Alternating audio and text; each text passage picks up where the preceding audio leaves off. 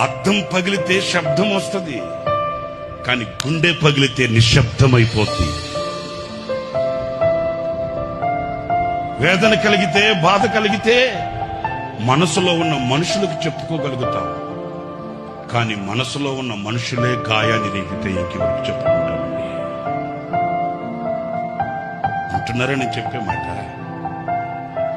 వేదన కలిగితే, బాధ కలిగితే మనసులో కొందరు ఉంటారండి, వాళ్ళతో చెప్పుకుంటామండి.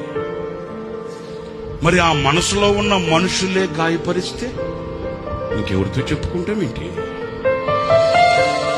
దేహానికి గాయమైతే కుదుట పడుతుంది, ఎవరో సహాయం చేస్తారు, మేలు కలుగుతుంది. మరి గుండెకే గాయమైతే గుండె గాయాన్ని చూడగలిగిన వాడు ఎవడున్నాడండి? ఆ గుండెకు కలిగిన గాయమే ఒక గేయం.